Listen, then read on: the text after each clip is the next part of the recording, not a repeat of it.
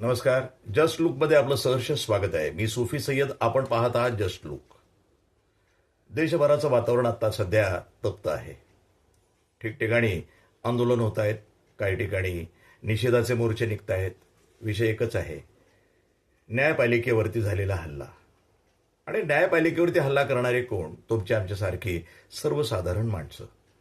आणि त्यातलं एक 70 वर्षीय, ज्याला या वयामध्ये पूर्णपणे तो अक्कल येते, हुशारी येते, पण तो असा हा मूर्ख माणूस, ज्या वेळेला ईश्वरानं मला तिथनं ती संदेश पाठवत होते ईश्वर, आणि त्या संदेशाचं मी पालन केलं, असं तो निर्लज्जपणे ज्या वेळेला बोलतो, त्यावेळेला लोक कुठं चाललेत, लोकांची मानसिकता कुठे चालली, याचा आपल्याला बोध होतो.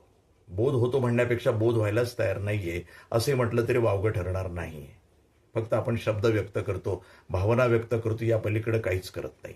विषय असा आहे की अशा पद्धतीनं जर तो असा वागत असेल आणि न्यायपालिकेवरती जर सामान्य नागरिक जर यांना चप्पल फेक, दगडफेक, बूट फेक करत असेल, तर आपण कुठे चाललो याचं आपल्याला आकलन करण्याची आता आवश्यकता निर्माण झालेली आहे. आणि त्याच्यावरती विचार करून ही जी काही प्रवृत्ती आहे ती नष्ट करण्यासाठीची पावलं जी काही शक्य होतील ते उचलण्याची गरज निर्माण झाली आहे. संसदेमध्ये वाचाळवीर आपण बघतो, आई बहिणीवरती शिव्या देतात, कुठलेही असंबंध बडबड करतात, तरी त्यांना कायदा आहे की नाही, तिथे काही त्यांच्यावरती काही वचक आहे की नाही, हा प्रश्न निर्माण होतो. खुद्द पंतप्रधान बसलेले आहेत, गृहमंत्री बसलेले आहेत, आणि त्यांच्यासमोर काही वाचाळवीर ज्या वेळेला अशा पद्धतीची बडबड करतात, घाणेरड्या प्रवृत्तीची माणसं त्या ठिकाणी आतमध्ये गेलेली असतात, आणि अशा पद्धतीनं ते ज्यावेळेला ते वाचाळवीर बडबड करतात, त्यावेळेला संपूर्ण देश शर्मेनं मान खाली घालून बसतो, असं चित्र निर्माण होतं. याच्यावरती वचक पाहिजे की नाही पाहिजे? तुमचं काय मत आहे?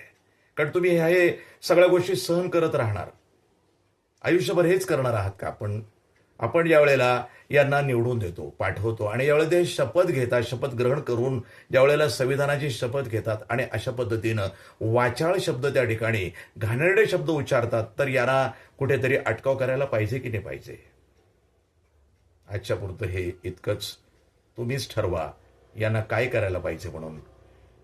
सबस्क्राईब करा, कमेंट करा, लाईक करा आणि इतरांपर्यंत पोहोचवा.